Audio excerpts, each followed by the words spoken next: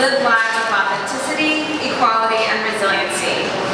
We do our work through research, advocacy, and programming, and our work began by listening to over 400 girls in 4 Ohio cities through quantitative and qualitative research. And Sister Fran will tell you if you get a chance that those girls told us some really personal stuff about them, and I was privileged to be part of that. I wanted to share with you a little bit about what's in your folder today. You have this amazing, fabulous folder with pictures of some of our girls and our experiences on there. You have your agenda in the folder, and on the left-hand side, you have our newsletter, and then you have a fourfold which summarizes some of the research that we've conducted in the past. It's pretty exciting.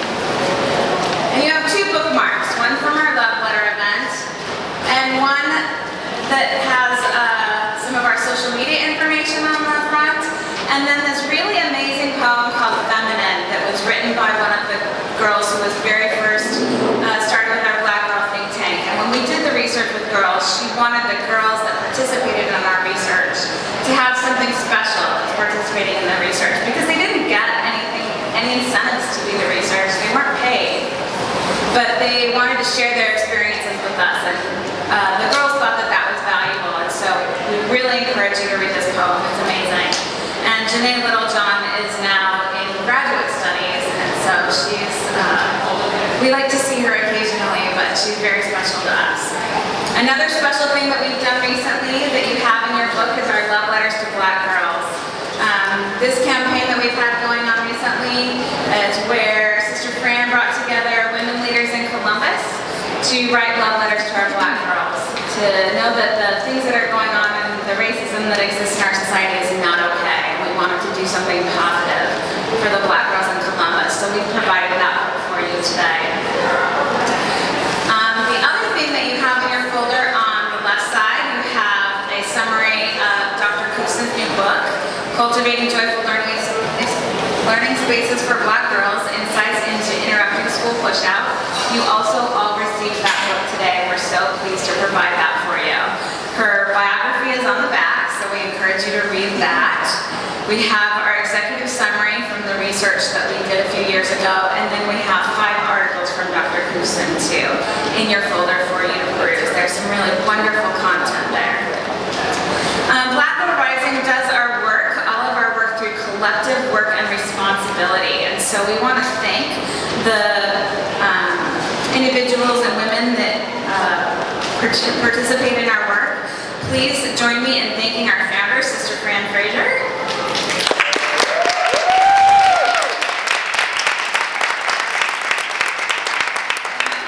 Co-chair, Sister Alice Porter, Sister Alice, I saw you, where are you? There's Sister Alice. And you met many of our volunteers over at the registration table today. We have Dr. Julie Harmon from Impact Safety, and we have Faith Williams, Fran Rembert, Victoria Reese, Lynette Casha-Davis, and Sarah Pariser helped us organize our event today as well.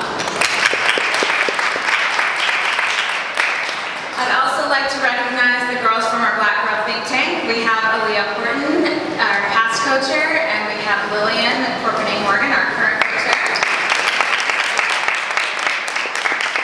And all the girls that are members of our think tank right now, please stand and be recognized.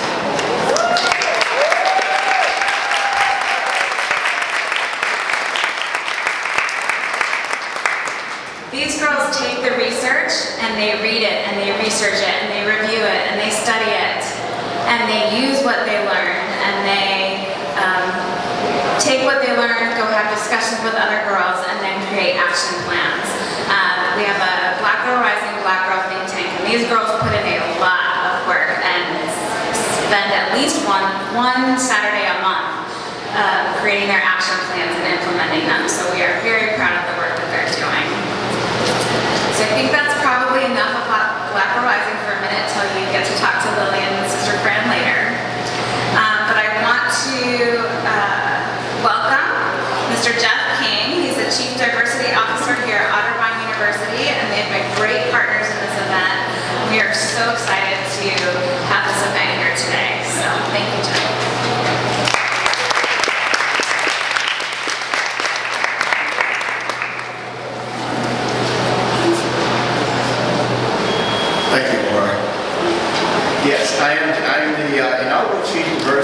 Officer for Otterbein University. And even though this program is taking place a week before Thanksgiving, Sister Fran and I met on my 3rd day on the job back in July. So it's finally happening. And this is not a one-off. This is the first of what we hope will be many collaborations. And I hope not just with Black Girl Rising. I know many of you are educators and community leaders, and I'm here to work with you. I'm here to work with you on your initiatives to help students and to help our community to be more diverse, to be more equitable, to be more inclusive. Before I introduce the President, in the last 3 days we've had 2 horrific shootings in Virginia and in Idaho. And I know these incidents happen as educators and surrogate parents to so many students. I know we feel the pain of the families, the professors, and teachers, and staff, and coaches that are dealing with this tragedy now. It's things that just should not happen that are happening. So I'd just like to acknowledge, honor, with a moment of silence, the families, the victims, and all those that are suffering at this time. If we could have a moment of silence.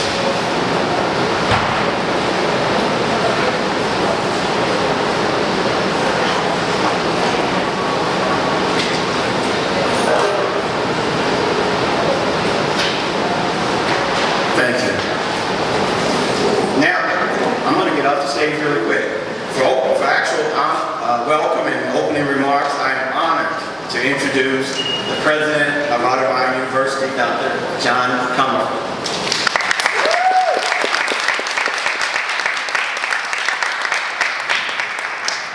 Let's give it up for Jeff. We're so glad to have him on campus community. I have been looking forward to today. Ever since I met Fran, I heard Fran speak, and you can't hear Fran speak and not want to be a part of what's happening with Black Girl Rising. And so immediately you want to be a part of it. And we're finally here to make this happen. This inaugural event. We're thrilled you're here. I'm going to be running back and forth a little bit because I managed to get like quadruple booked today. It's all good stuff, so it's fine. I'm just thrilled you are here and want to thank Black Girl Rising, Fran, all the board, everyone for making today happen. I've also been looking forward to today because I'm amongst my people, educators. I've been a lifelong educator. I'm the child of educators. My wife is an educator. Her parents are both educators. And the thing that I love about educators is we deal in potential. We don't deal with limitations. We deal in potential. There are lots of great jobs out there where you deal in the past or the present. They don't think about the future and the potential like we get to every single day. And here's the thing about educators. We're diverse, right? I don't know who you vote for, where you go to church, and where you live, and all this stuff may be different. But every educator I've ever met in my life does not believe in external limitations of potential. Don't get me wrong, they may be internal, right? No matter how hard I try, I am unlikely to make the NBA at this point, right? There is an internal, I know what you're thinking, I have the height. I might have the height, but that's about all I have in that regard. There is an internal limitation there, right? We are each dealt different gifts, right? And I might not be able to beat LeBron, no matter how hard I try, but there's other things where I could probably beat LeBron at something else, right? We're differently gifted. But what we don't believe in as educators, I've never been an educator that believes in external limitations. That we look at someone because of where they're from, or how they look, or the color of their skin, their religion, or their nationality, or you name it, and think, that's going to hold you back, and it should. No educator thinks that, no matter your background. No educator believes that, so I am with my people today, and I'm thrilled about that. You are at Otterbein University, just in case you got disoriented here. Just so you know, we do have the classic campus on the other side of the creek with the old castle-looking building and the green quads. You are on the west campus, which is a much different vibe, but you are on a college campus right now. And know that we have a great history here. This place was founded with inclusion in mind. 175 years ago. This is our 175th anniversary. You don't turn 175 every day, you gotta make a big deal about this. And so it's 175 years ago this year that we were founded. We were founded by a church, the Brethren, the United Brethren in Christ Church, which merged with the United Methodist about 60 years ago. So we're not United Methodist affiliated. But the Brethren Church was founded, the first church founded in the new country in 1817. And it was founded as the first abolitionist church. It was founded by leaders who looked at the rest of the religion that was going on and saw the tolerance for slavery and said, that doesn't go with religion and Christianity as we believe it. And so that was the foundation of the church. And this college was founded by abolitionists in 1847. All had their houses on the Underground Railroad, and they believed in inclusion in all sorts of ways. This is the first college in the country founded co-ed. The first. This is the first college in the country to put women and men in the same classrooms. Colleges that were co-ed had a women's track and a men's track. Assuming that the women couldn't learn the way the men could or whatever they were thinking, we put people in the same classrooms. This is the first college in the country to have women on the faculty. Women teaching. The first college in the country. We recruited students of color before the Civil War in keeping with our founders' principles. We recruited Japanese Americans during World War II out of internment camps in the West because our president believed that was wrong. We have a phrase here at Otterbein, and that is, we do the right thing before it's popular.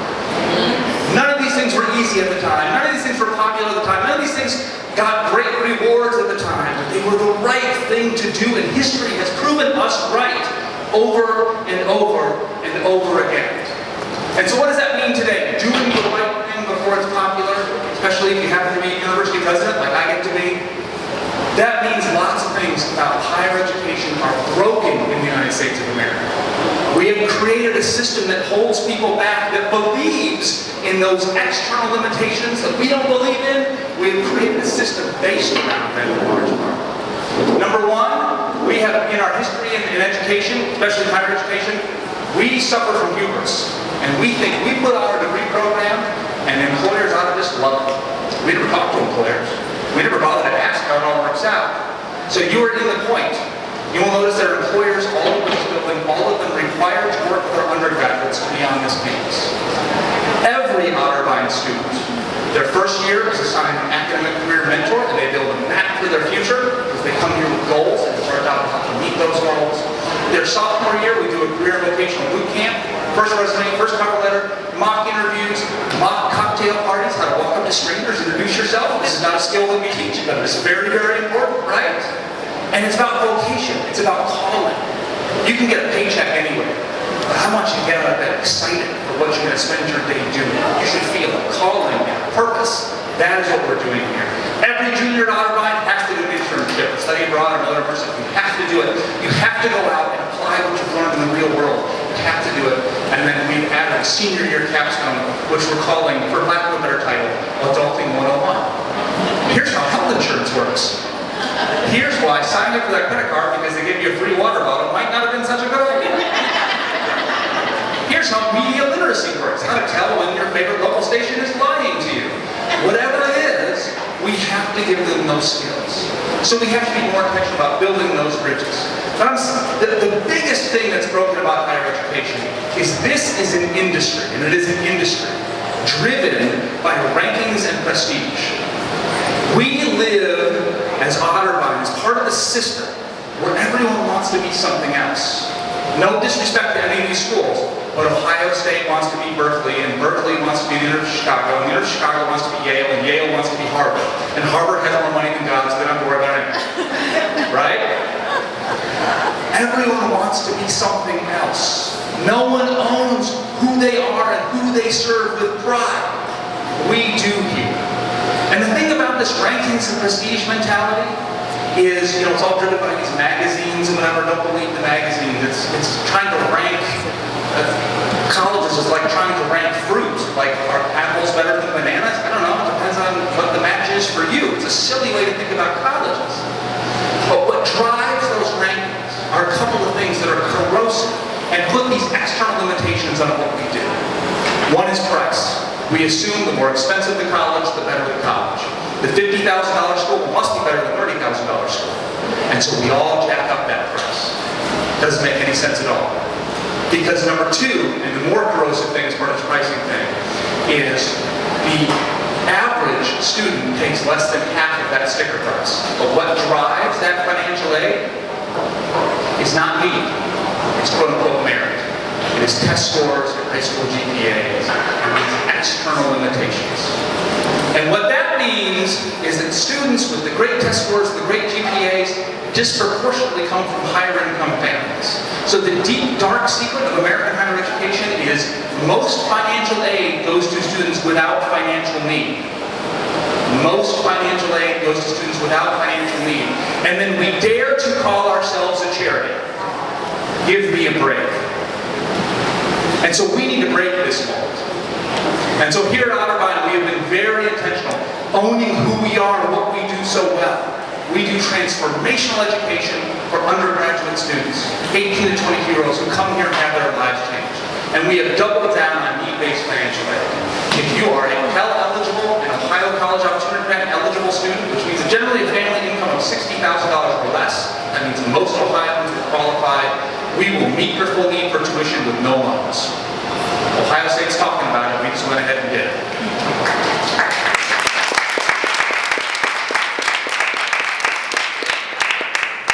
And why do we do all this? Because it's the right thing to do before it's popular. But one thing I want to dispel is it is not, we don't partner with Fran and Black Girl Rising and do this need-based financial aid and all the other work that we do because it's charity, right? We're trying to help those without. Because charity has its limitations, right? If you're doing something for a charitable impulse, well, there's going to be a limitation to that. How much are you really willing to give and how much are you really willing to contribute to that without affecting yourself? We do this because it is selfish. Because if we don't give these young black women, young black men, all traditional populations that have not been well served by American educational systems a chance, then I suffer, and you suffer, and our society suffers, because we have not captured those people's potential. We deal in potential, and we waste it every single day on our educational system that is set up to not serve it. I need those black girls and black boys and everybody else who hasn't been well served to be served, because I want them to be civic leaders and taxpayers and inventors and to cure cancer. We need them. It is an act of selfishness. It is for my good and my kids' good that we do this work. It is not an act of charity. It is an act of lifting up because it is the right thing to do. And that's why I'm excited to be a part of this today and to be a little part of partnership with Black Girl Rising, because we will do this together. We cannot do this in isolation. Thank you all for being a part of it.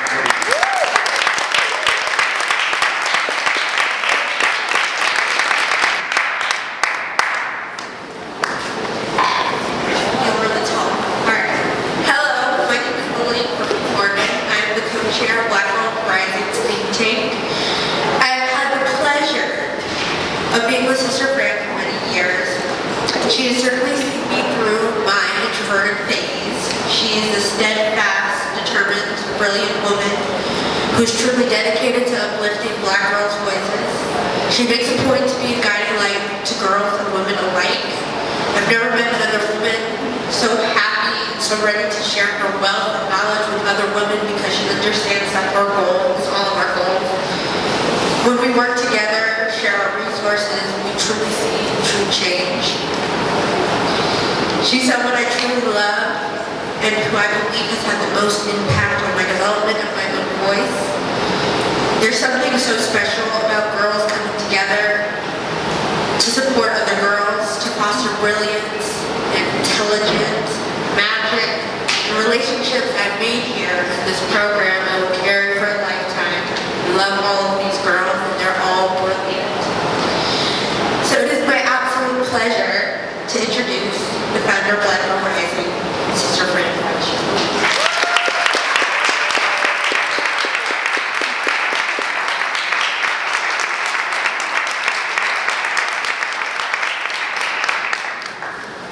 I need to tell you that 10 minutes ago, I told Lillian, you're going to introduce me. And she's like, what? She found me, so what? Right.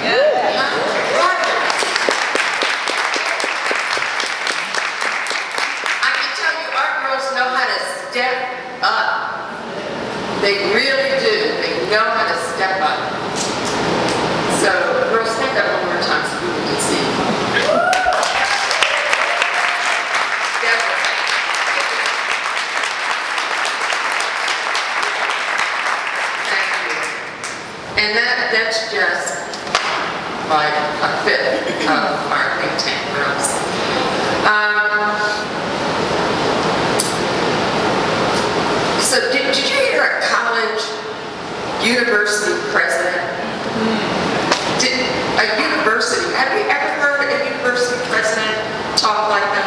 Never. Ever, right? He is amazing. He is absolutely amazing. We are, no, really.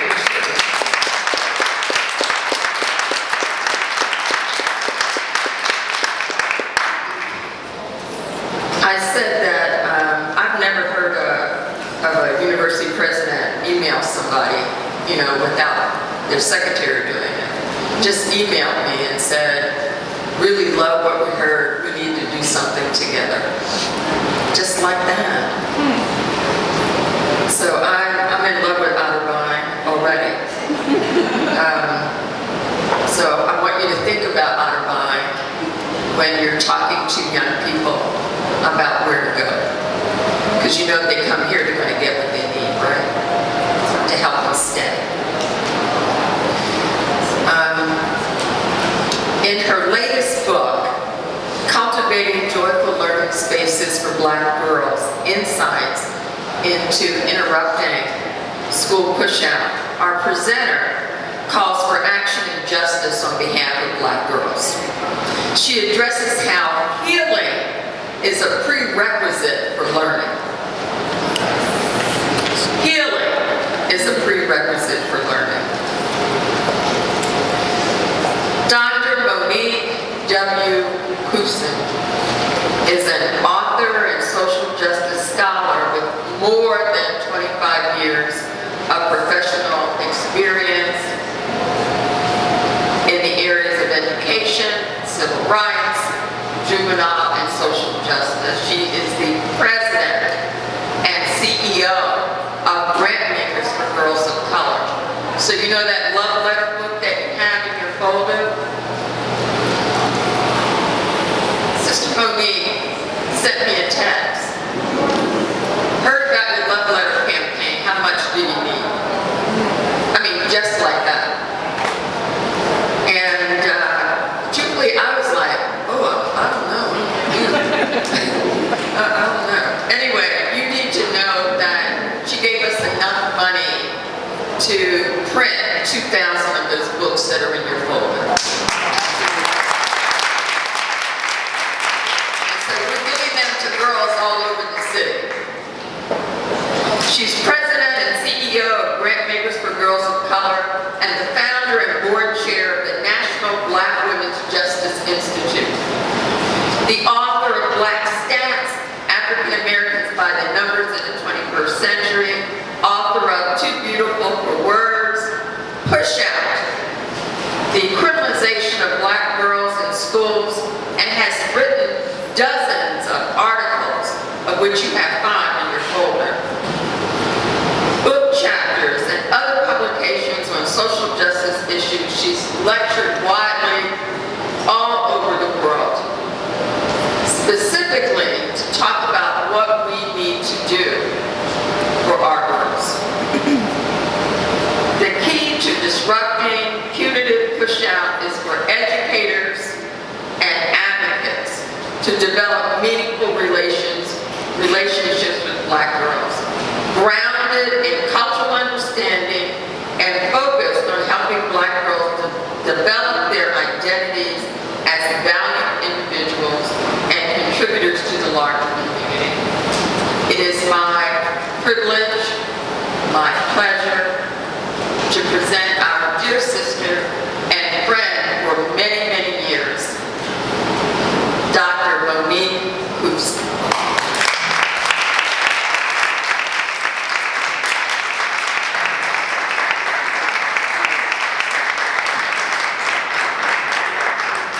All right, good afternoon, community. I think I was just recruited to come to Otterbein. Doing what is right before it's popular. What an incredible sentiment. And I want to spend the next 45 minutes here with you all talking about how we popularize doing what is right. How we make it part of popular culture. How we design structures and systems and spaces that recognize what is right and that have the power spread it such that it becomes popular. It doesn't always start as popular, and often doing what is right is not popular because it is hard work. But we shouldn't shy away from that. And I'm really excited to be back in this community, back with Sister Fran, who will never ever let me go. And I don't want you to let me go. And to talk to you a little bit about this latest project. So what I want to do with you today is spend a little time talking about what is contained in this book, Cultivating Joyful Learning Spaces for Black girls, partly because I know there are a lot of educators in the room. Thank you for being here. I appreciate all that happens in the classroom. Grateful that you can be here with me today, with us today. So grateful that we have this cohort of young women here as part of the think tank. Always, always, always know that you are the center of this work. You are why I am here. You are why we are here. And I'm so glad that you are here, right? Your voice is critical to this. And so please be ready to ask questions. Okay. So I want to, spend some time in conversation. And I've structured this more as a conversation than a lecture because I think it's important for us to think about what's accessible and to think about what's in this book, not as something that is detached from our daily life or detached from how we think about what is possible in the classroom, or for those who are otherwise involved in educational policy or funding educational policy. I want us to think about what is possible in the context of our everyday experiences and how we bring our full selves to this work. I did not start off in this body of work thinking about joy. I didn't think about education necessarily as a space for us to talk about healing.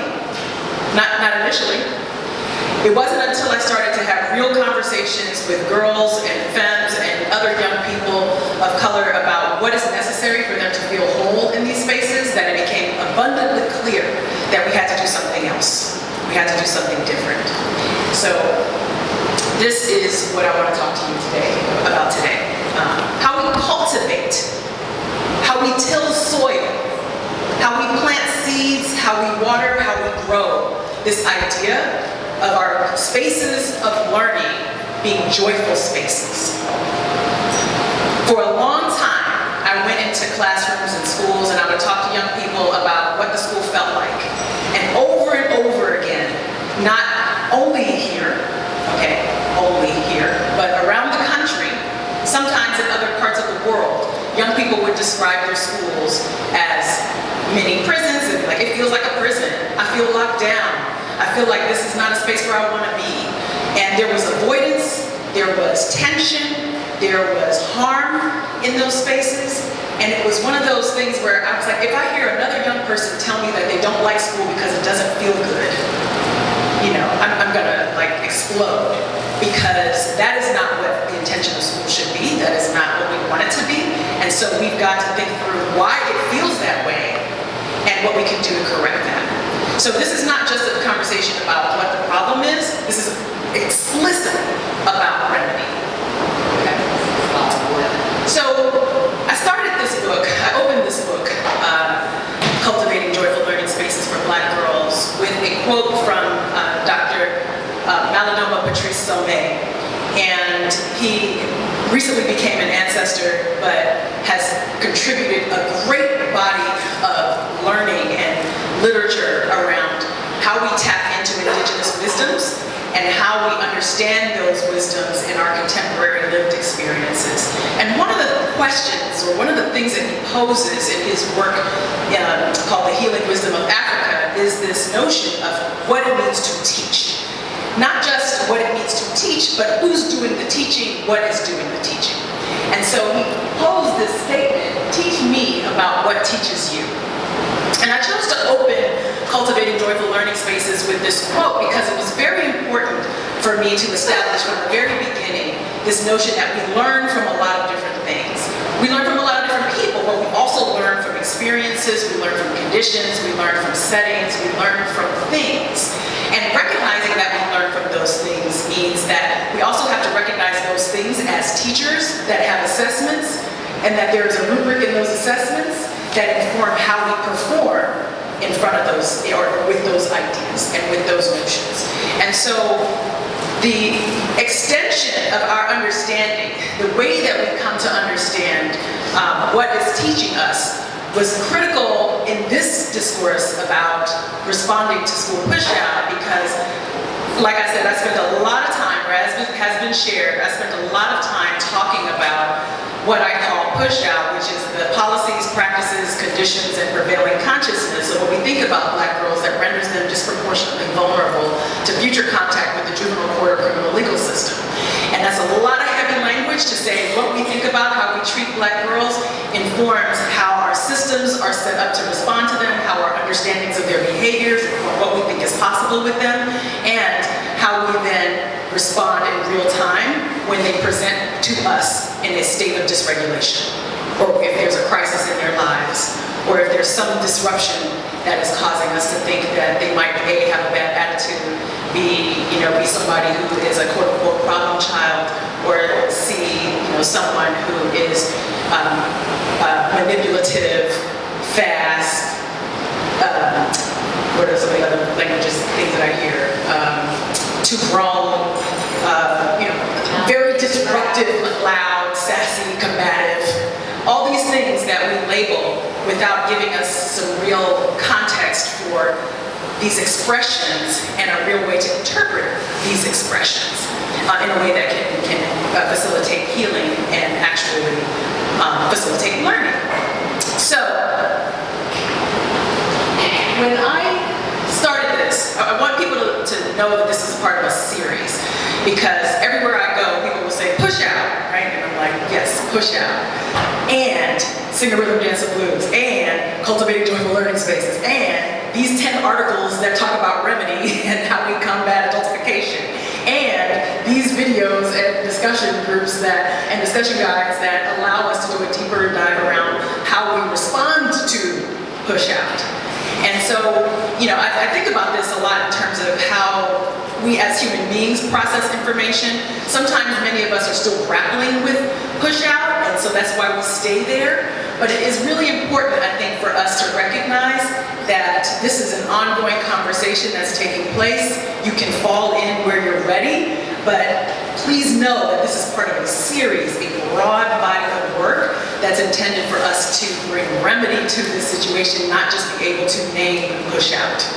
Okay? So these projects are, part of an ongoing conversation that I've been having with the community about the sacred nature of Black girls. Push out was the very first piece was a little article that I wrote with the African American Policy Forum in 2012 that was about where we find Black girls in our conversations about the school to prison pipeline. How we find Black girls, how we respond to Black girls, why seeing Black girls is a critical part of this conversation about justice and educational justice in particular. But Push Out presented an opportunity for me to talk about in a book the contextualized nature of growing up as a Black girl in this society in the US. I'm thrilled to know that we're on soil and in a school that was part of the abolitionist movement. That's actually very meaningful. So I'm so glad that was shared, because I'm often in spaces where they're, what teaches you, right? Where the buildings and the energy in the space is absolutely antithetical to what I talk about when I'm talking about freedom and educational justice. So it's good to know that we're in a space where that energy might be a little different. And so that means that the foundation is already set for us to do some rigorous analysis and engagement around how we approach this issue. Sing a Rhythm, Dance a Blues extended the conversation, so it wasn't just an articulation about what was contributing to the disproportionately high rates of school discipline that we were finding among Black girls. One thing I didn't say was, when we looked at the data, when I started to explore this question of push out, Black girls were the only group of girls who were disproportionately overrepresented across the spectrum of school discipline at every educational level. So from the babies to the graduates of high school, Black girls were disproportionately overrepresented among those who were experiencing discipline across the spectrum. Suspensions, expulsions, in school and out, data points, we consistently saw Black girls showing up. And it wasn't enough for me just to say, well, this is too bad, you know, I see this happening. I know that Black girls do not have a unique position in society that makes them more likely to be, you know, a person who is disruptive in class innately. I know that there must be some conditions in place that are leading us to think about the behaviors of Black girls differently. I know that there must be some systems in place that render Black girls vulnerable to poverty and other structural conditions of harm that can lead to traumas that manifest differently in classrooms. I know that. And so as we're starting to look at data and starting to mine the data, it was really important for me to begin to establish some language and some frameworks for us to understand the problem, but also step into remedies. So enter Singer Rhythm Dance and Blues. Singer Rhythm Dance and Blues was a book that was an invitation for us to think about schools as locations for there to be some different activities taking place. So that schools, you know, I love school. School was actually the safe space for me. In my TED Talk, I talked about being in the 6th grade and getting into a fight with a boy on campus, and you know, it was over something petty, like he stepped on my shoe. I felt disrespected. I felt like I was responding to some other acts of disrespect in my life, and we physically fought. And the teachers separated us, and I got called into the principal's office, and the teachers asked me, like, you know, what happened? Because I was not somebody who regularly fought, but I could clearly fight because I was fighting this boy. And so she was like, what happened? What's going on? And the fact that she asked the question of what happened in my life meant that she was engaging in a trauma response that allowed for her to tap in with me, right? She knew me. She knew how to pronounce my name. She knew I loved Prince. She knew that she could use these things, my art, my love for art, my love for reading, you know, as a way to tap in with me so that I wouldn't consistently fight, but that she would tap in with me and say, what happened? Tell me what is going on and let's deal with the remedy. It didn't interrupt my ability to come to school the next day. I certainly did. It didn't interrupt my ability to continue to learn, to advance in my own educational career, right?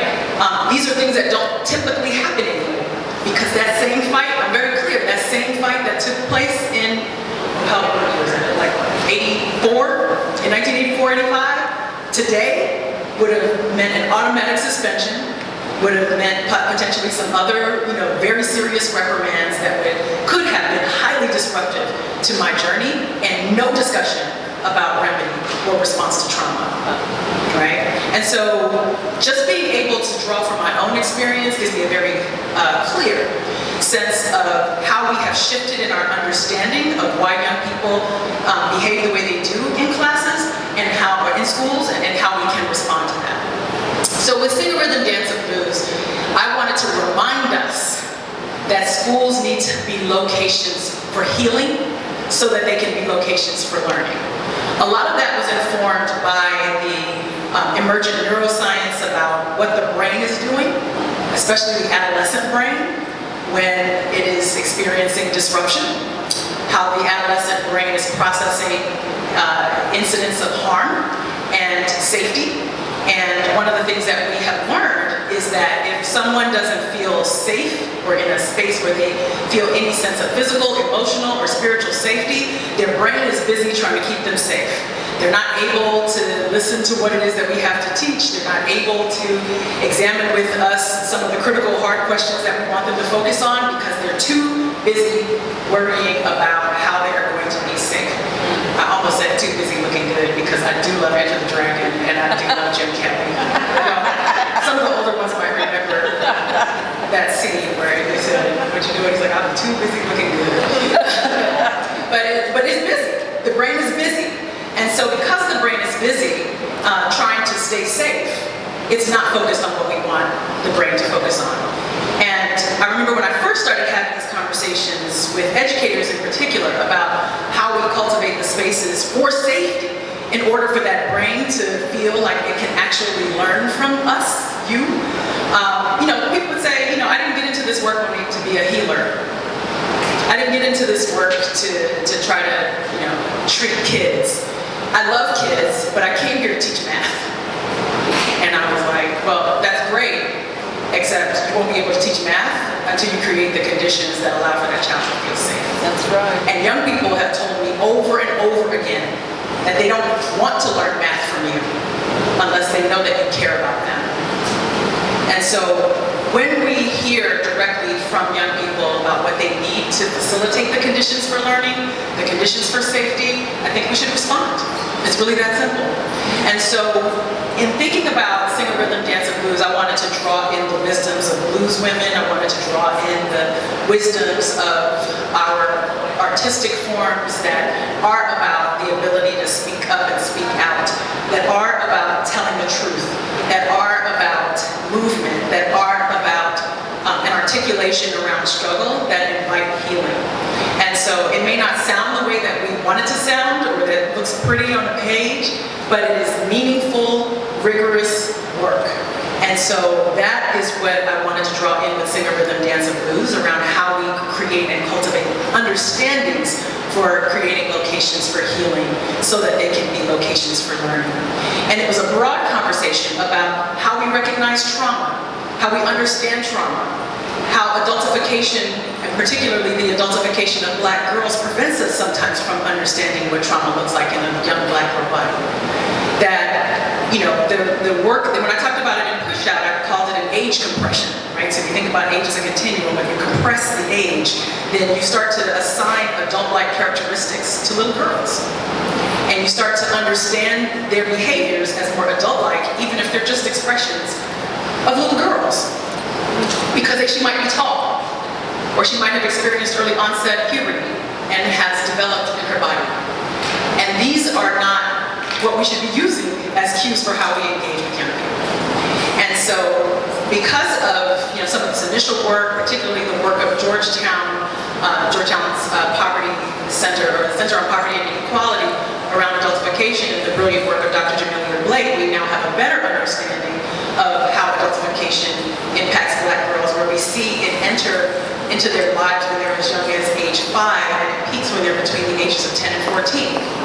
And peaking between the age of 10 and 14 in a discussion about adultification means that right when they're in middle school and entering high school, we start to think of these girls as women.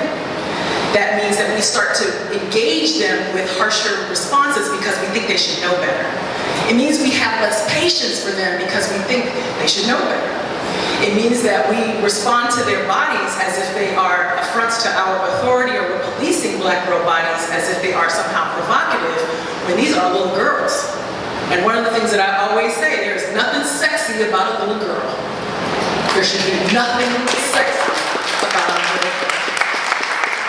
And so when we're thinking about how we engage with young people, what we prioritize in our learning spaces, how we're defining what it means to be ready for school, a lot of that has not involved the voices of or invited girls to be a part of this conversation.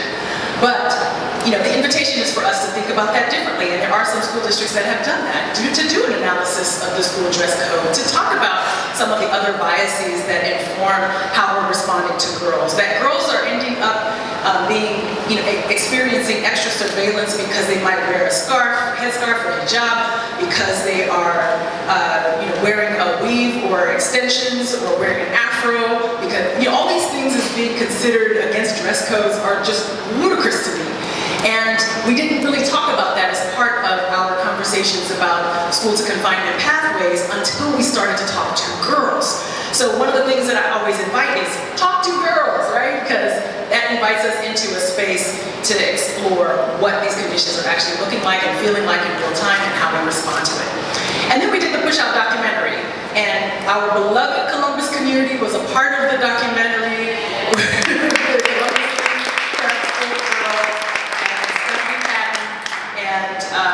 Offered the wisdom. We had a chance to come in and document the beautiful things that have been happening in this community around responding to Black girls, and how we then take that and share it with other people in other communities about how they can respond to girls and create a loving space for them to grow and learn. And then, those projects were very, sort of broad, right? Anyone can go to pushoutfilm.com and watch the documentary. Anybody can read these books, and I wrote it in a way that was designed for us to think about, things in a very, broad way. But then I wanted to have a conversation with educators. So Cultivating Joyful Learning Spaces for Black Girls is published by ASCD for educators. And it is a conversation with you about how we cultivate these spaces.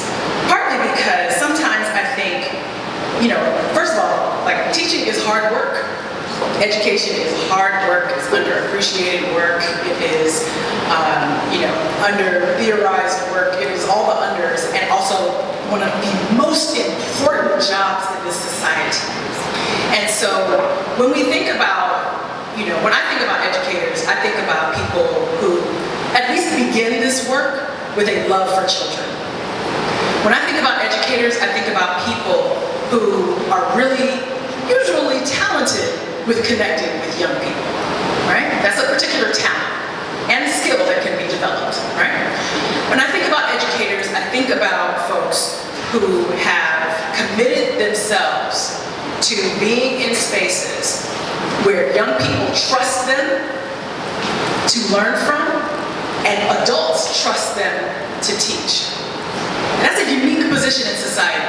That's a lot of trust you're holding. That's a lot of trust, a lot of responsibility, a lot of weight. And so I think you should be paid more.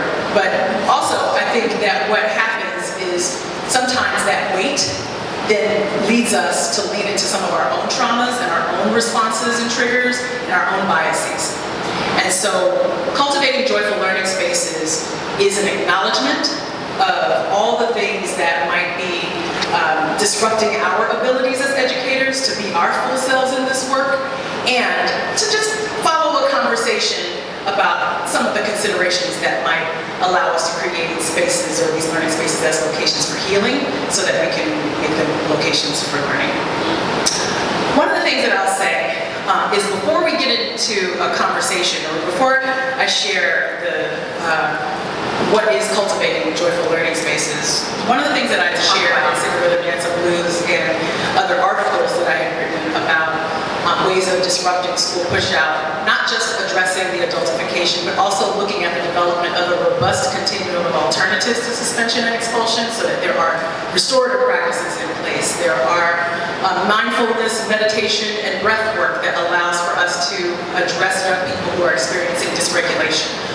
Because once you recognize that the trauma is there, you are actively combating adultification, then you got to have something that you're doing different, right? You got to do something differently so that you are not still being a part of the tapestry of harm in young people's lives.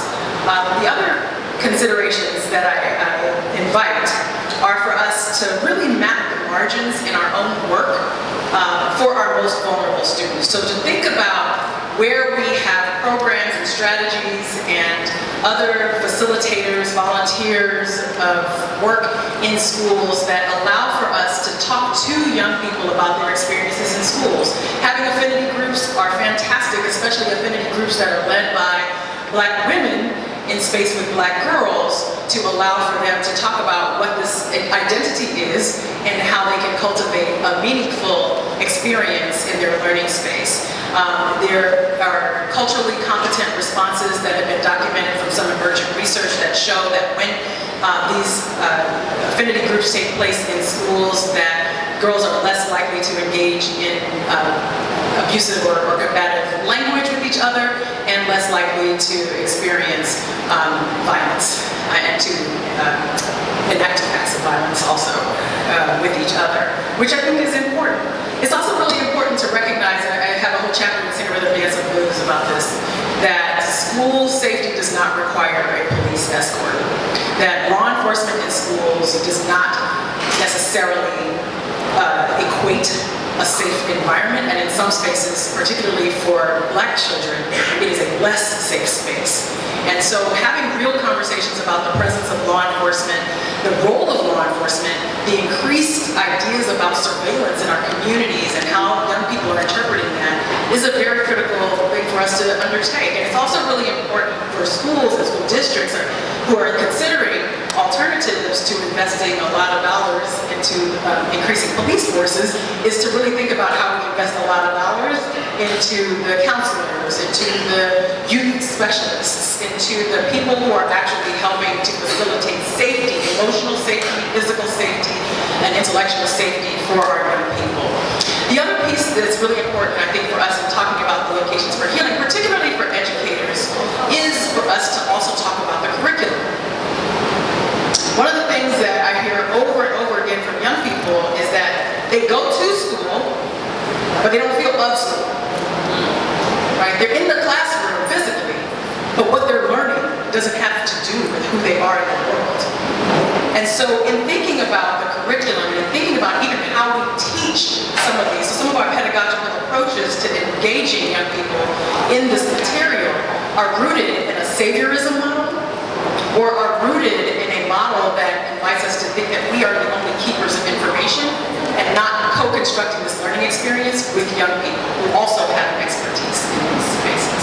And I remember a very clear example where I was in a classroom and they were reading what is considered a classic, there's a violent scene, there's a violent war scene in this material. So the teacher had the student read aloud, and the girls were reading, and there's a space where the soldier in this book says or describes a scene of being stabbed. And as the student is reading aloud, another student says, "I've been stabbed." Right? Another girl, she says, "I've been stabbed." And I think the educator heard it, but was like, "No, please not today," right? It was like, "I don't know how to deal with this." So it kept going. So the student kept reading, and the student repeated, "I've been stabbed." So then another girl hears her finally and says, "What was that like? Like, you've been stabbed, what did that feel like?" And they start having like a side conversation about this trauma of experiencing physical violence while the rest of the class is trying to pay attention to this text or continue with the lesson. And it was a very, ultimately, I was like, we have to address the fact that this child is expressing harm and that the classroom needs to process this trauma, right? But it showed me that so many of us who are teaching this material are not equipped or not thinking about the triggers in the material when we're talking about classics, and that we're not really designing spaces that allow for young people who might be triggered by this material to process that and enter a space of recovery around that. So this is one example. That's an example rooted in sort of physical violence and experience of physical violence, but there are numerous examples of how the erasure of students of color in the curriculum facilitate harm, or where there's no real analysis around the material that invites students to be joyful, whole, expressive, and learning at the same time. Another example that I write about in Sing a Rhythm, Dance a Blues around this is where an educator had an invitation for students to write about slavery and approached slavery from, it was a bad lesson plan. Short story is a bad lesson plan, and it was one that invited students to come up with their own ideas about what slavery might have been like and to write in a first-person narrative what that might have been like. The school was predominantly white, a very small number of black students, and one of the white students said, "I'm going to write in poor English and poor grammar because these slaves didn't have any education." The black girl in the class was super triggered, put her pen down, and refused to participate in the activity.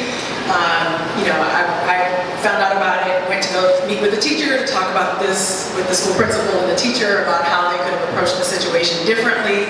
And what I appreciate from that exchange was that the teacher acknowledged that she had not thought about this, right? So she at least admitted that she hadn't been thinking about the triggers in this lesson plan, and admitted that had she been dealing with the Holocaust, with the Jewish Holocaust, that she would have approached it differently.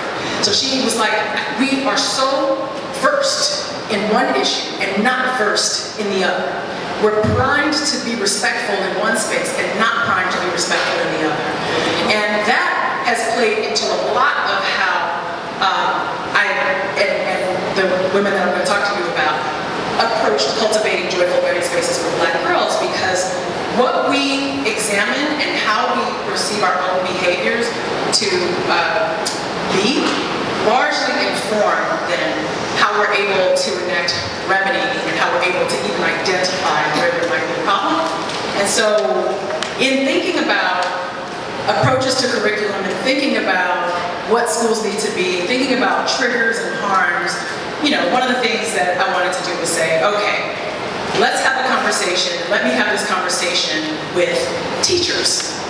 And that's what cultivating joyful learning spaces is. A conversation between me and 3 educators who have dedicated their lives to exploring ways of supporting growing educational staff and school systems, as well as students themselves, around this notion of educational justice and how we bring joy into these spaces. So one of the women that I talked to is Dr. Venus Evans Winters in this project. And one of her offerings is, we know that for Black girls, resilience is adapting to whiteness inside of classrooms when necessary, but also retaining Blackness in order to retain a righteous mind and to do good by other students. Dr. Venus has, a lot of people know Dr. V. Her naming community is Dr. V. She is a clinician. She has she used to teach in ed schools and has led a body of work in addition to her own practice around working with and intervening in spaces of harm for Black girls. She's also a certified teacher herself. And in talking to Dr. V about this, one of the things that I found most exciting was this notion of how we cultivate and how we explore the development of a righteous mind, right? And sometimes people will look at that and say, well, what does that have to do with joy? Except, you know, if you feel like you are able to bring your full self to learning, that is joyful. In talking to young people about, especially girls, talking to Black girls around the country about what facilitates safety in their lives or what safety looks like to them, they rarely talk about, you know, guns. They, in fact, often don't talk about guns. When I ask Black girls, what does safety look like? So I might come to you at some point and ask about what safety looks like. When I ask them directly, what does safety look like? They often talk about wanting to have their bodies not touched and surveilled. They talk about wanting to be trusted and believed. They talk about wanting people to invest in them and know their capacity. They talk about feeling safe enough to be their full selves in any space. That means that they can wear their hair like they want to wear their hair, they can speak the way they want to speak, they can have volume if they need volume, they can dance if they want to dance, they can do all these things that are expressions of freedom because they feel like they can be seen as who they are, not what society projects them to be or what society wants them to be. And so in thinking about when Dr. P said that, you know, we got to think about classrooms as places that also facilitate a righteous mind, it was about acknowledging that for many Black girls, when they're in classrooms, when they're in spaces and they see something that isn't right, they either shut down or they speak up, and the speaking up is often met with a reprimand or met with some reading of their acts of dissent as affronts to authority or even sometimes acts of violence. And so in addition to shaping the structures to be more robust in allowing for their for reactions to them speaking up not to be met with punishment and harm, we also just have to think about how we are creating spaces for this righteous mind to thrive and how it can inform the learning of every other student in that classroom. And so that is not to place, because I want to be careful and very clear about this, that is not to place the burden of educating all the students about all the things just at the feet of Black girls, because that's not their labor. Okay, I hope you hear me. That's not the labor of Black girls to educate society, even though sometimes we say that. We're like, Black girls will save the world. Black girls are going to grow up to be Black women who save the world, right? And it's like, that's not really our labor, right? It's who we are, because we have a unique perspective around being able to spot injustice, and we have practices culturally that allow us to cultivate and preserve a righteous mind. But sometimes especially when young people are in schools and when girls are in classrooms, they just want to learn like everybody else, right? They just want to be free and safe enough to think about how, to make this equation work, right? Or how to interpret this text. And so when we're thinking about ways of facilitating healing, one of the things that we have to do is create institutions that provide space for this to happen. Where we can grieve the harms of institutionalized bias to cultivate a righteous learning environment. So in this text, I talk a bit about these stages of grief and what it means to grieve the harms of institutionalized bias. Because often when we're thinking about cultivating joy, we don't think about harm and grieving, except that you need to grieve it. These institutions have been built on ideas that have been harmful. A lot of us have, because we are agents of these institutions, been facilitators of some of this harm and some of this bias. If we don't talk through and begin to grieve, don't begin to understand these processes as a core part of healing, our institutions will not be healing. So in the same way that we talk about hurt people, healing people, heal people. Healing institutions, heal people. And so the process of healing requires us to acknowledge and grieve the unearned status that has been provided to groups of people and cultures and institutions in this society that facilitate harm to so many others. And that's hard work. It's cooperative work. It's work that requires grace. It's work that requires rigor, and also it's work that requires a rigorous commitment for us to bring our full selves to this truth-telling exercise. So the practices that we've seen in the public of late around co-opting language, co-opting ideas to suit a political agenda, that's not our work, right? That is not the work of doing what is right before it's popular, right? That is not the work of creating healing institutions. That's the work of political agendas. Our work as educators is to think about then how we create institutions for our young people to walk in as their full selves, and we don't immediately label, or we don't immediately see somebody as problematic because they're working through a series of traumas. And we have resources in our institutions that allow us to plug young people into what they need when they need it.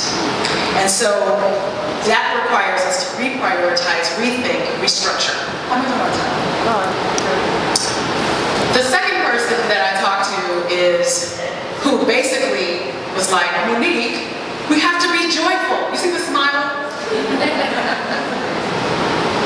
Dr. Janice Johnson Dias is the mother of Marley Dias.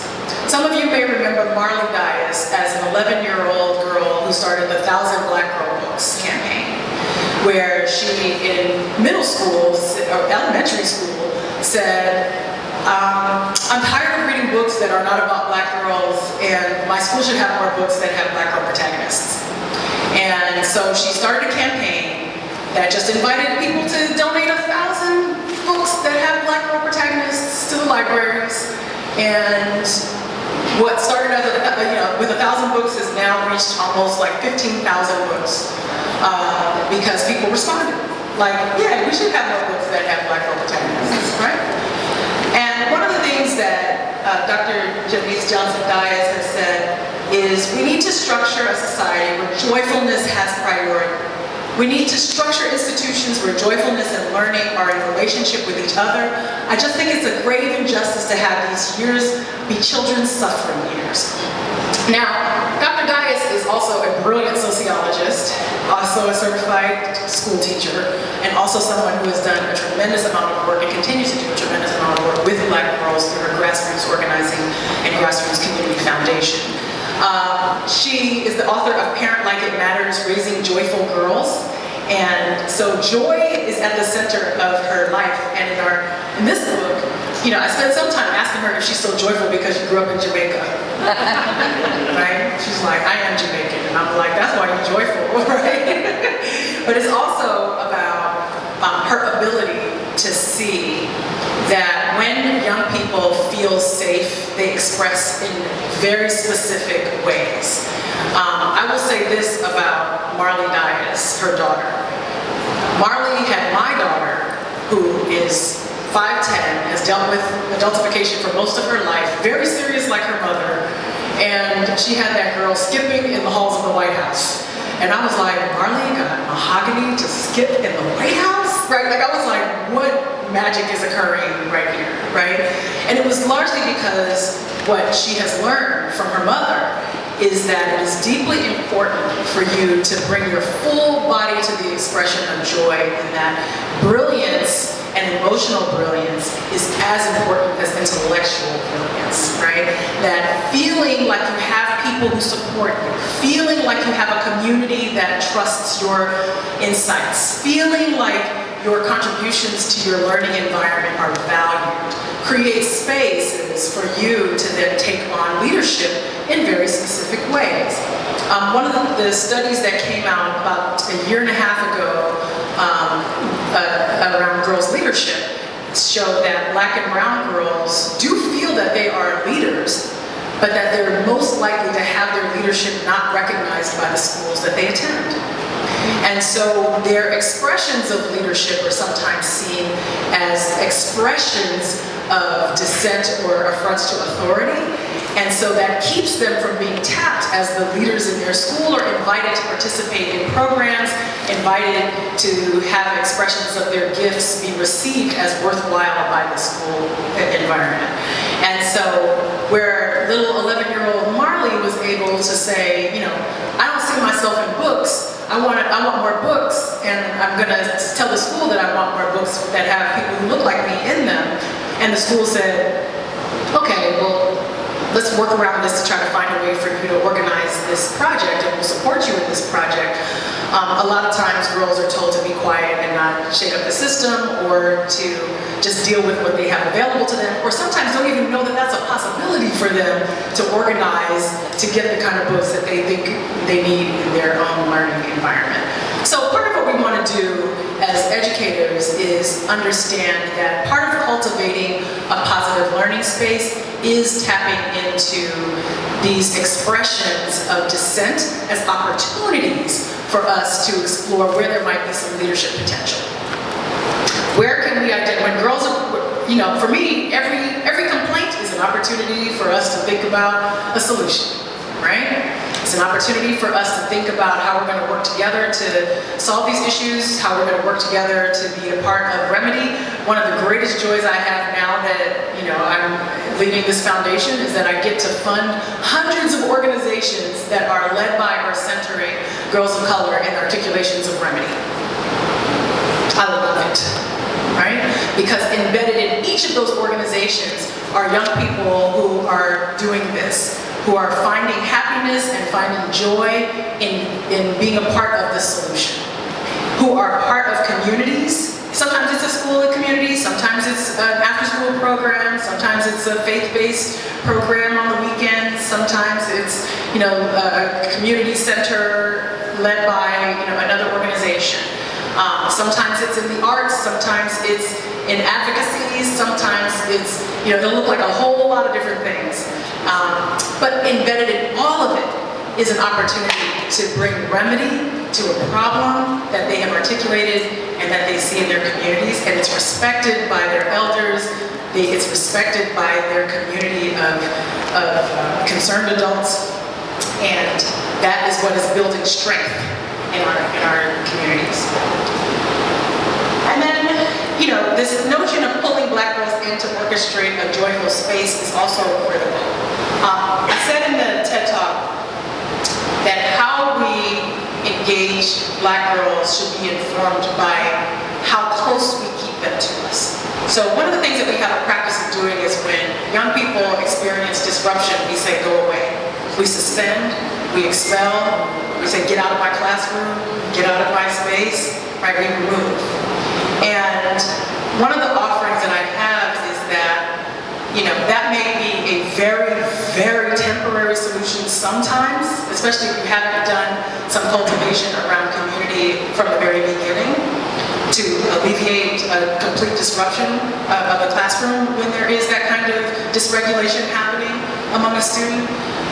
But that for the most part, what we should be aiming to do, what we should design systems to do, is to bring young people in closer when they're experiencing crisis, not push them away. When we push people away, the harm festers, right? Go over there. I asked girls, what happens when you get suspended?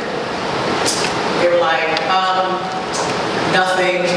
Or some were like, well, I called this girl because that girl that got me suspended, we're gonna meet her after school, we're gonna meet her on the corner, we start organizing around who's gonna be at the corner, what we're gonna wear, and what we're gonna do to her when she gets out of school. And I was like, wait, so I was like, so the suspension is leading you to a space where you're planning further harm. And then I was like, you're an organizer, right? Like, I was like, you could use these powers for good, not evil, right? I was like, you have this skill. Let's try to channel this skill around organizing so that you're not planning a fight, but you're planning it to do something else, right? Girls would say, no one's ever called me an organizer. I didn't realize I had these skills. I didn't realize this is what I was doing, right? And very clear that they needed some opportunities to reconnect with school. Because sometimes the disruptions had to do with them, sometimes it had to do with petty little things about appearance and other internalized ideas of oppression around beauty and around presentation.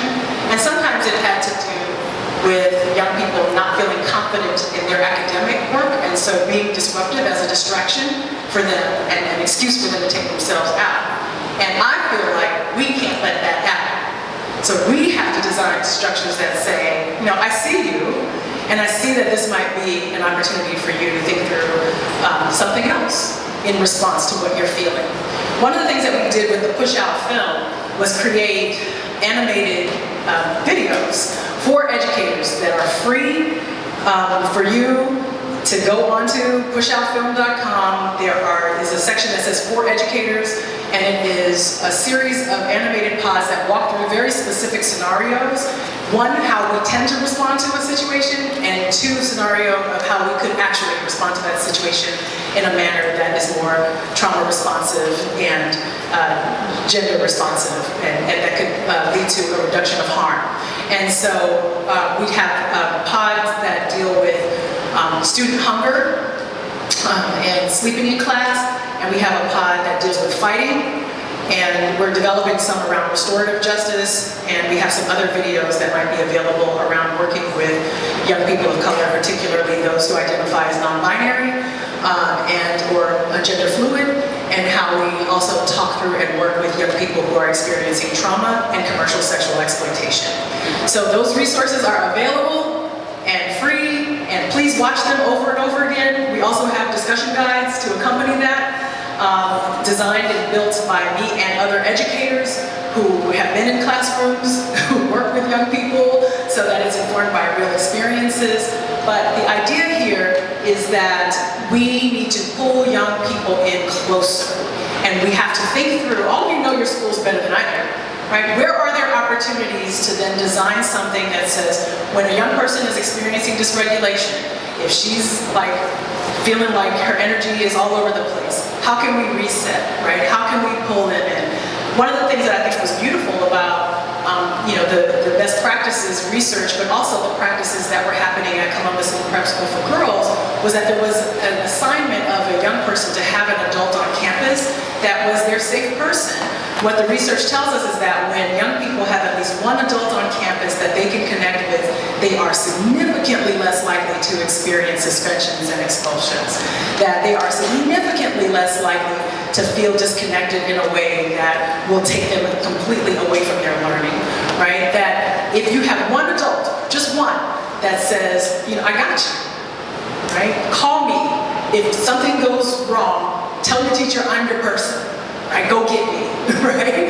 That they are less likely to experience this kind of formal reprimand and even informal reprimand, which is important because it's all about relationships, right? It's all about recognizing, when I first started this work, a lot of people would say to me, I can't really connect with some of these girls. They don't appreciate who I am or what I do for them, and all these things. I try to tell her she needs to fix this, and she don't respond.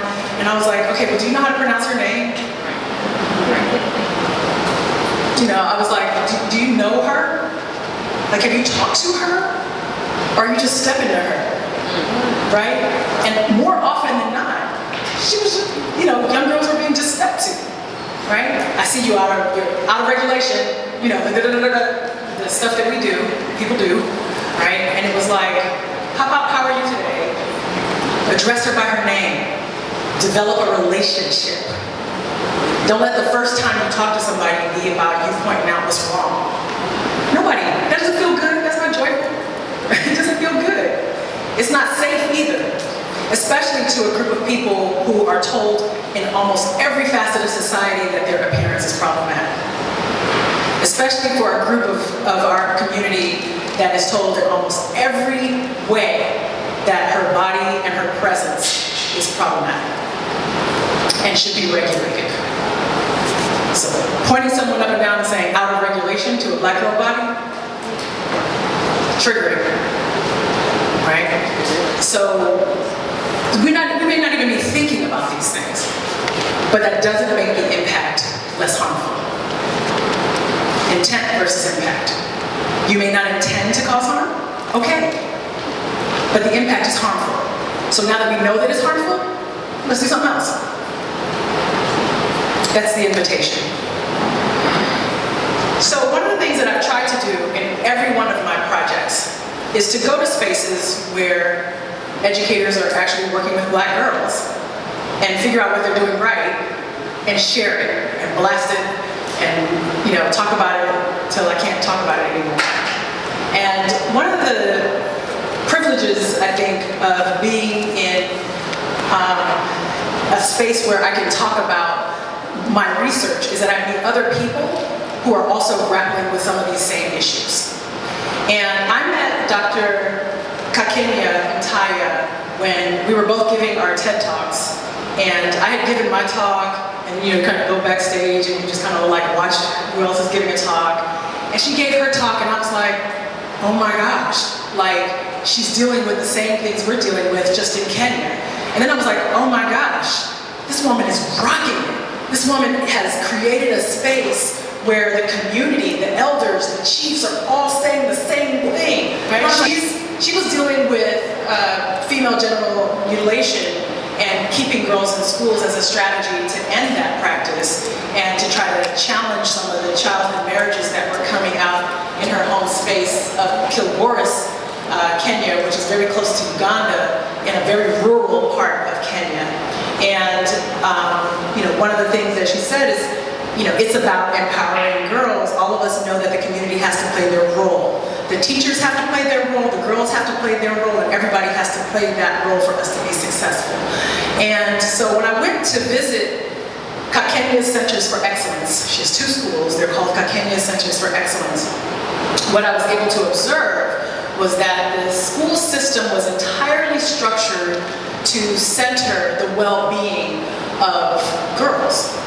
It was not about just learn this material. It was about well-being. It was about who kept the tails and the energy of the community. Bring them in. She had a council of elders who, and I guess are sort of like a PTA, except the PTA is very sterile, right? Like her council of elders were people who could come in and inform the learning. It was very important for her because some of this was a political motivation around ending the female genital mutilation, of getting men involved in the practice of talking about why education for girls was important, which I found fascinating because in our efforts in the US to try to get men involved in talking about what's happening with black girls, we have not been as successful as she had been in her village. And so when I was there, drawing from some of these practices, it was, you know, I was really interested in how she was able to shape a narrative that invited the community to understand just this, that everybody plays a role in the well-being of girls. Everybody. The men didn't say that's a woman's issue, I'm not talking about it, I can't speak on it, right? They didn't say that. They were like, we want more Kakenyas. So even though this is tradition, and has been tradition, I recognize that tradition must change in order for us to keep up with what we actually say as a value for our community. And so the willingness of the community to step in and say, okay, we've been doing something harmful, and now we must change because this is the demand today, was really important. She also had a very beautiful practice of bringing in elders, and I talked about this a little bit in Center Rhythm Dance and Blues, where I had observed a program in Southern California where instead of police roaming the halls, they had grandmothers roaming the halls, and you know, everybody respects the grandma. And so when there were young people who were not dressing appropriately or starting to act out a little bit in the halls, there were grandmothers who were like, get it in shape, get it together, let me walk you to class, boy, take off that hat. Like all those things that grandmothers do, these women were doing. And it was a beautiful way to bring in community, and I had not seen that before, right? Till I got here. And she has grandmothers come in and tell the stories of the village. And the way she said it was, grandmothers are the keepers of our stories. Grandmothers are the keepers of our culture. And so when grandmothers come in and speak to the children and speak to the girls feel a different kind of connection, they feel a different kind of safety, especially for young people who might be experiencing some of that hunger. If they don't have these relationships at home, that these women coming in, these elders coming in, can provide just that. And so my encouragement is for every school district to think about ways of bringing in elders, because I think elders have a gift.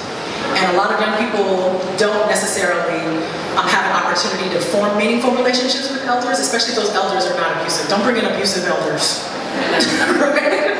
But loving elders, right? To demonstrate what's possible in forming those relationships and also transferring knowledge also helps to create a space where young people can feel that they can be their full selves. And so I wanted to have a conversation with Dr. Kakenya for this project as an invitation for us to think about what is right in bringing in elders, what is right in keeping connections to culture, what is right about connecting girls to their ancestral stories and acknowledging the wisdoms that live in them and the stories that live in them as a part of this healing process. And so the last thing that I talk about in this book is how we can begin to cultivate joyful learning spaces for Black girls by prioritizing purpose over punishment. So much of how we have designed policies and practices and programming is in response to the fear that many of adults hold with respect to young people. So a lot of these programs, policies, practices are rooted in fear, not love, and they prioritize punishment, not what one's purpose is, right? Earlier it was talked about how, you know, we deal in potential. It's toward a purpose. And helping young people understand what their, you know, some people may call it a divine assignment, some people may just call it interests, some people may call it, you know, their purpose in life, but helping to cultivate some language around that is also part of how we facilitate healing spaces that allow our girls to feel safe enough to learn. This is old, right? Know thyself, that's old, very, very old. And yet, it's still true today. Sometimes we just get stuck in, you know, the rubric around our assessments and how we're being evaluated and some of the priorities even within the institutions that we're building. And I want to remind us about what this is supposed to be about. Because when we are focused on what it's supposed to be about, and this means not just the teachers have to be focused on what it's about, right? The administration has to be focused on what this is about. The ed policy people have to be focused on what this is about. That we have to transform how we are designing our systems so that we are actually generating conditions for young people to be able to articulate and find their purpose, not be concerned primarily with their punishment. Especially when there is dysregulation, when a young person is in crisis. That is the absolute best time to start to talk to somebody about what their purpose is. Because that dysregulation, that chaos that's happening in that young person is an invitation for us to pull them in closer and to facilitate some healing. Because if we don't, they're just gonna, that energy spreads. You know, one of the first conversations I had with folks about push out and black girls, I walked into a school district where 30 girls had gotten into a fight. The whole school shut down, 30 girls were fighting. I went to meet with the superintendent, and she was like, what do you think I should do with this? Because I got 30 girls who got into a fight. And I was like, well, first thing you do is talk to the girls who got into the fight. And so she did that, and found out that none of those girls felt safe in school. That the school was known for fighting, that they felt that was how they protected themselves.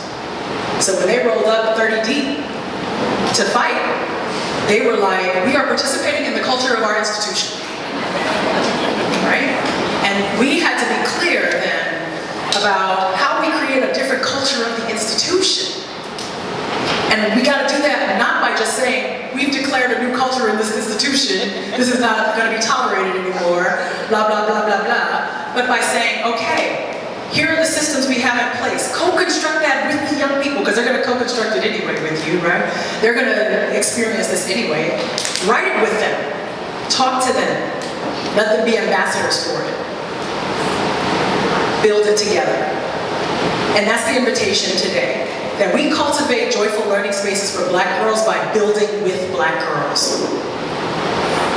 We cultivate safe spaces for learning among black girls by ensuring that these are spaces for them to be their whole, authentic, full selves and to bring those selves to their learning experiences. We cultivate spaces that are safe for black girls by attacking all the things inside of us that prevent us from allowing that to take place. It requires deep internal work. It requires a rigorous structural analysis. It requires us to get creative. It requires us to play. It requires us sometimes to be a little emotional.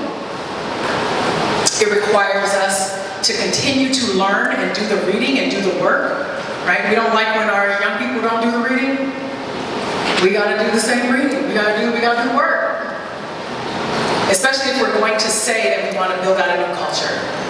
So that's the invitation. This is all an invitation.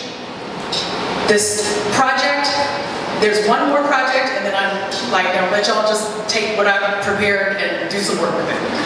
I have one last project that's a graphic novel, and it's a conversation with girls about what happens when we support black girls in their gifts. And then that's it. For now. I gotta run this institution called Grant Makers for Girls of Color. But I can raise some money because we have a Black Girl Freedom Fund that is demanding $1 billion investment, so I gotta go do that.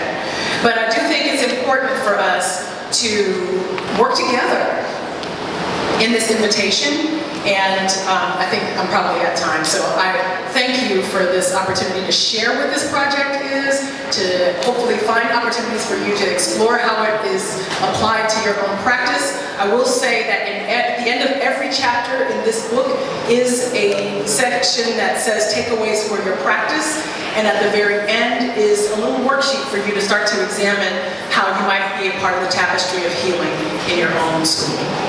So, thank you.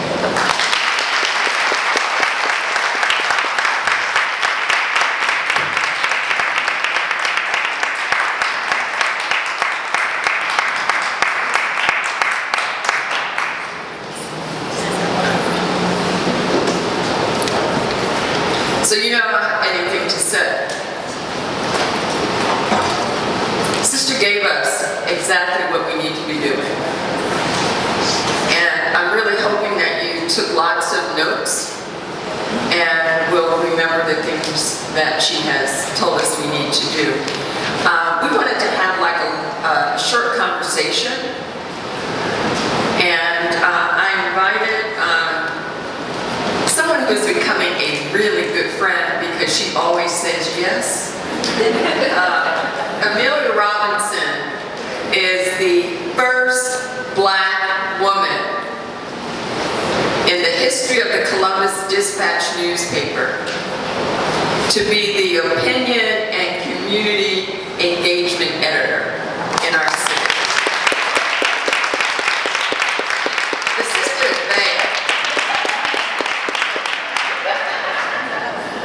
So, graduated from OU and in the EW Scripps School of Journalism, was named the Columbus Dispatch's opinion and community engagement editor early in 2021, and already has created a real name for herself in the editorials that she actually makes happen in the Dispatch. Some people really like what she's doing, some people really don't like what she's doing, but you know, if they don't like what you're doing, then you're doing it right. So I just thought Amelia would be a perfect person to have a short dialogue, kind of conversation with Dr. Monique Morris. So go right ahead.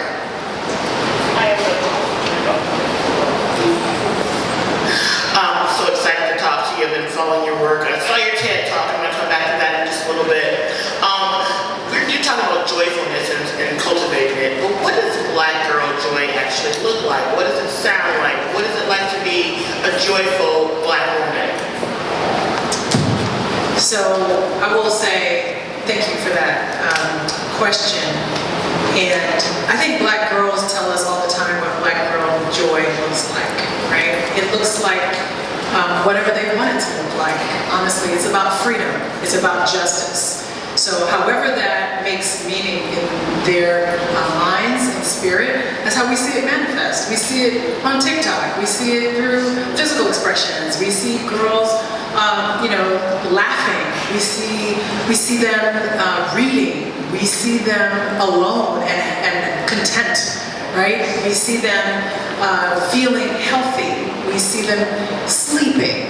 Like these are basic functions that sometimes when they're not there, those functions aren't there, right?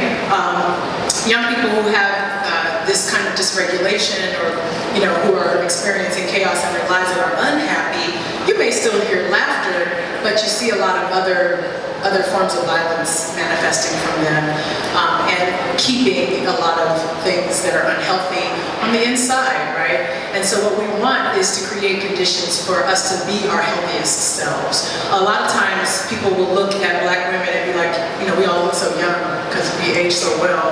And people are like, oh, y'all look so good. And we do. But the thing is, we also hold on to a lot of things inside that are not great.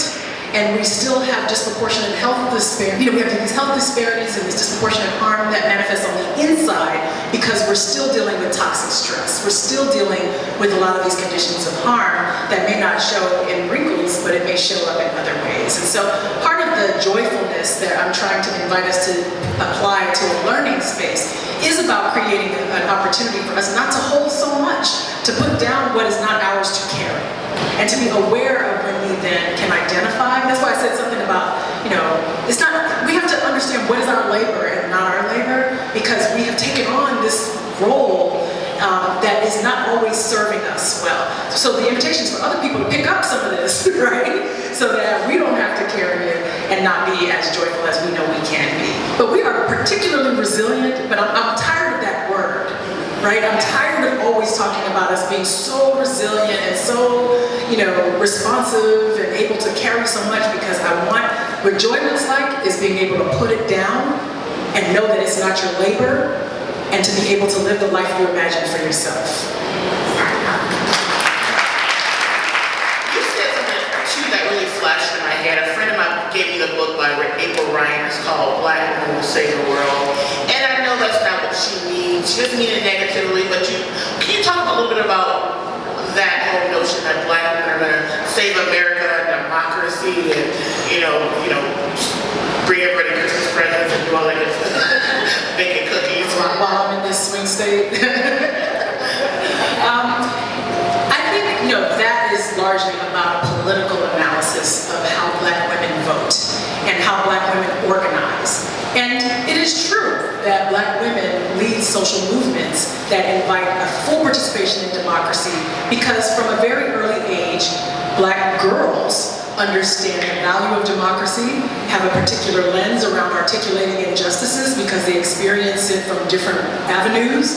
They have an intersectional frame, even if they don't know that word. And so they're able to explore what is possible and what is fair and what is right from a very specific lens. I do think, though, that Treva Lindsay, who's here in Ohio, offered something that's a little different, where she's saying in her books, in her readings and writings, that I think she said, we have to be very critical of always expecting Black girls to participate in the wholly impossible. Like the magical Negro trope that Black people will step in and save everything, and Black people will hold the moral compass for the world, and that Black people will engage and remind everybody of who they are, is also an act of dehumanizing Black people. That we are humans. And that if there's this expectation that we somehow have this magical capacity to make things right and have this superhuman capacity to do all these things, that it doesn't allow us to then fully embrace who we are as whole human beings and allow us to grapple with our own wellness in very real ways. And so when she talks about the holy, that's H-O-L-Y, the wholly impossible, when we're thinking about what we invite so many Black women and girls to participate in, that isn't necessarily possible without everyone else's participation. And so when it doesn't happen, there's also a tendency to say, well, Black women didn't do X, Y, and Z. Or we will say, if we had just worked harder, if we had just been to this many more things, we could have done. And that, again, is an act of dehumanizing that I think many people are starting to reject. One of the things that the Black girls, so one of our grantees is Girls for Gender Equity, that has a Black girl agenda that has been co-constructed with Black girls about what the political landscape should look like if Black girls were at the center. And one of the things that the Black girls themselves demanded was a right to play. They were like, we just want to play. Like, yes, we want policies that do X, Y, and Z. Yes, we want our schools to look like this and that. Yes, we want to have access to free, personal care, and yes, we want reproductive rights, and I want to play double dutch. You know what I mean? So it's like, recognize what we're talking about here. We're talking about young people who also just want to be. So one thing you said under your TED Talk that really I remember is that you were talking about Africa and a protest they had at one of the schools, and you said they can't be Black in Africa. Where can we be Black?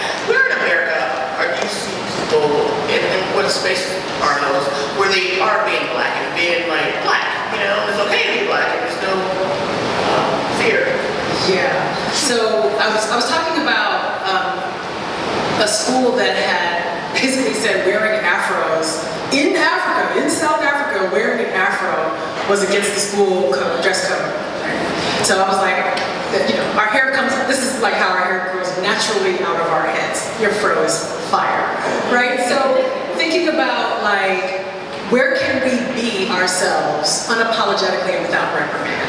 And I think where I see Black people nowadays, I feel like today, what we're cultivating are very safe spaces for Black people to continue to be Black, and for spaces in social media and in a very visible public presence for Black people to be Black, which is also inviting other people to either misread our Blackness or to try to perform our Blackness in a way that's not always great, right? But what I love about it is that we are reclaiming a lot of the public space for the expressions of our Blackness that you see a lot of young people, particularly girls, being leaders in.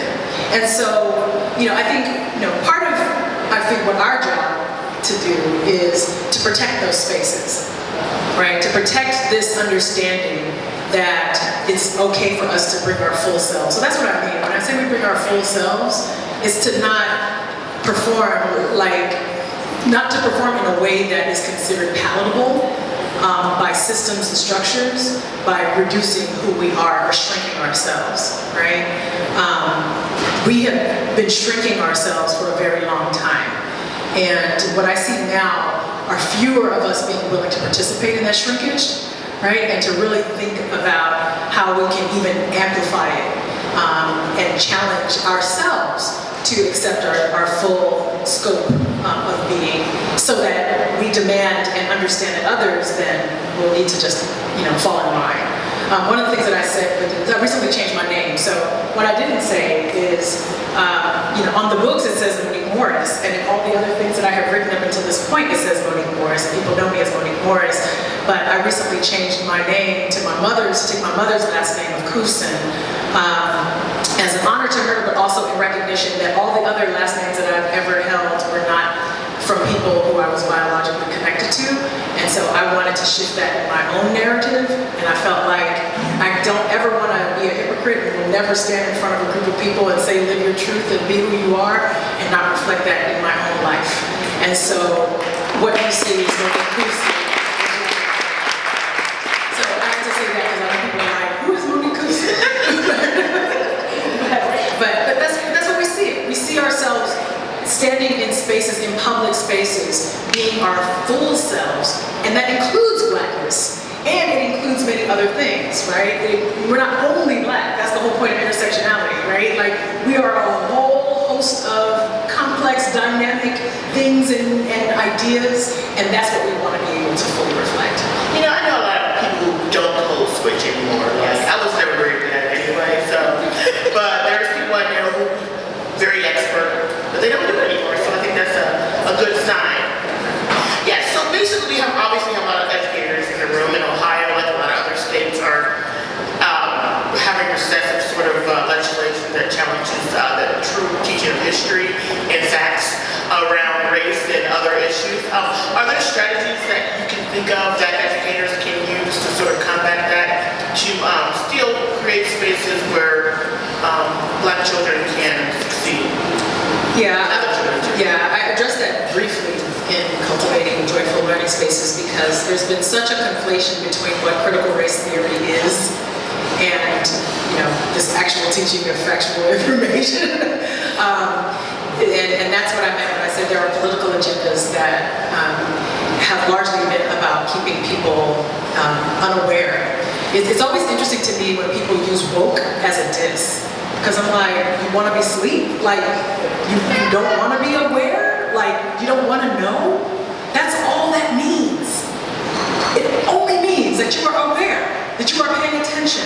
That's it. Critical race theory is a legal framework for understanding the complex experience of race in the United States. Race as it intersects with other identities in the US. It is not about teaching anyone to be racist. It is not about teaching anyone how to, single out and vilify any particular group. It's about acknowledging the structures and systems that inform a legal discussion about remedy and about protections.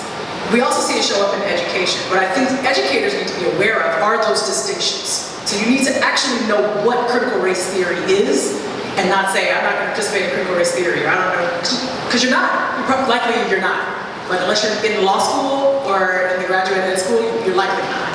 But what you do want to do is have very intentional spaces where you are examining the curriculum and talking about history in a way that invites your students, but also potentially other speakers, to be able to articulate what this has looked like and all the contributions that people have made to this society. I'm also one who believes that a lot of this work has to happen in partnership with families and communities. That there's always been a limitation on the capacity of schools to teach Black children about Black history. Always.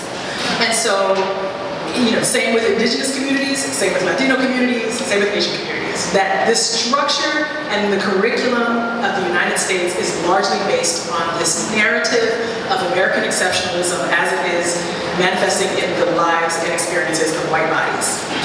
and through their lens and perspective. And so when we're talking about how we broaden the scope, how we bring people into an accurate reflection of what these experiences have been, take visits to the museum, have conversations with other cultural experts, bring in other folks who can help expand that narrative so that it really is a rigorous academic exercise and opportunity for healing in the ways that I've been talking about, and not just a way for us to further vilify. And then I just think also outside of these spaces, like the community has to do a better job of reaching out to these political figures who are politicizing this and make it clear that this is not acceptable. It's just not. It's one of those things where it's a trick. Like I hate to sound like a conspiracy theorist because I'm so not. But it's one of those things where if we don't have a real analysis and have real language around what is happening and how it's being spun in the public domain, then we'll just fall for anything. And we have to remain in a space where we're very clear on what these definitions are, we're very clear on what our role is in that space, and our function is to create spaces for young people to feel whole and healthy and learn information. One thing I will say here in response to that I also say in this book, though, is that the only people not having conversations about race are like white people. So who's actually at a disadvantage in this conversation, right? Like keeping white children away from conversations about race is actually doing a disservice to them. Because we are not in the same spaces that we used to be. Information is available.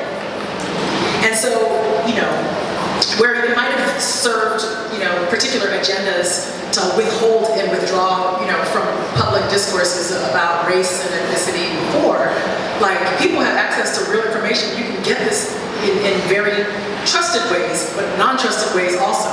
But it's available. So, there's going to be a population that is underserved and not ready for participation in a global economy, and it's not really going to be the young people of color, because we know it exists. That's a great take on that, and that's one that I think that people don't really think about at all, like the consequences of every action. I'll ask you a really fun question to kind of close it out. So, Really, really critical to how we understand issues around race. Wakanda Forever is an opportunity for us to explore some real conversations about colonization, about the impact and the legacy of colonialism and the violence that was associated with that. It's an opportunity for us to explore communities of color and their relationship to each other in the face of those things. I love Lovecraft Country. I love The Watchmen. Like, I love all these artistic expressions that are allowing us and inviting us and anchoring in some ways in real historical conditions and incidents to invite us not just to say that, like Tulsa was a thing that actually happened and the violence that took place in Tulsa was real, but to say, okay, now let's talk about, Afrofuturism in this very specific way that invites us into an imagination or an imaginative space around our own cultivation of well-being and wealth, right? Or Lovecraft Country that invites us into this exploration of who has magic and who doesn't have magic, and who controls magic and how it's used. There's a lot of conversations now happening in the artistic world around who controls resources and what we do and what would happen if those resources were in other hands. And so I like the way that we are being invited into this conversation about our own imaginations. I think imagination, the ability to activate a radical imagination is partly how we grow, but it's also how we survive, right? And so I think, what we want to do is move away from the surviving and just merely growing into thriving. So that means we have to do a lot more around imagining what is possible. Well, thank you so much. Are you ready for this? This is great. Thank you so much for coming to Brian and sharing. You can stay right here, though. Wow, what a fabulous time we've had today. I want to make sure I thank both Millie and Dr. Kusin, Millie Robertson, sorry, Millie Robertson and Dr. Kusin. I also want to say a special thanks to the Adam Board at Franklin County. Their prevention services grant helped fund our event today. And I want to make sure that, I want to make sure that you know that their flyer is available on the table on the way out if you want any more information about them. We've heard a lot of really fabulous information today. Some of the things that stuck with me are the involvement in elders in the work that we do, elevating the girls' purpose and pulling them in closer. And we would like to invite you to think about what has impacted you today about our conversation. What action will you take when you go back to your homes, your schools, your organizations? How will you implement some of these ideas to make the environment better for Black girls? This work is so important that we really need your help and input. We'd like you to, if you have your phone, please take it out. Get it ready, take a picture, okay? We really need your input. So please scan the QR code, take a few minutes to give us your feedback about today's event. It's really important for us to think about where we move this work forward and who else we need to involve and continue to have this conversation with, and how we support you in what you do to take this back to the work that you do with the girls that you work with. So thank you for coming today. Please take a treat on your way out at the registration desk. And then along with the flyer from Adam H., we also want you to pick up a flyer about the We Are Worth Defending. It's about self-defense. Yes, thank you. My brain took a momentary pause. It's self-defense, particularly in communities of color. So thank you so much for Impact Safety for providing that opportunity for that program. And we'd just like to thank you for attending today. And we would like to say a huge thank you to Otterbein University and Mr. Brown. No, I was just going to say, please feel free to take. We have plenty of food left over. Well, yeah, we're working on that. Okay, you got a plan. Okay, I knew you had a plan. All right, that's all. Anything else, Mr. Brown?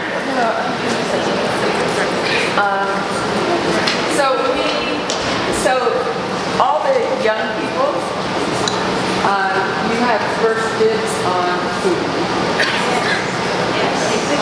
And so I asked if somebody from the cafeteria or catering might give us some bags or some containers for you to put your food in. Make sure whatever you take, you're going to actually eat. And if you're taking it for siblings, make sure that you make sure they eat it as well. No throwing food away once you get home. And then after the young people have eaten, then anybody else who would like to take food with you, please do so. But make sure that you only take what you want to eat. And then the rest we will figure out maybe how to give it to an organization that might want to have the food as well. And remember that people who may have food insufficiency also like potato chips. So I just want you to know that, because I know that might be the first thing to go. But it looks like they have come up with some really nice plates and things for you to put your food in, so that'll be great. And then girls, I'd like you to take a picture of Dr. Gibson, or I have to dash around. All right, so can I just thank you? I know that there are school administrators in this room. I know that the Franklin County Children's Services, the LICA program is in this room. I know that there are some wonderful people in this room, and we just really want to thank you so very much for coming. And so you know you're my heart, right?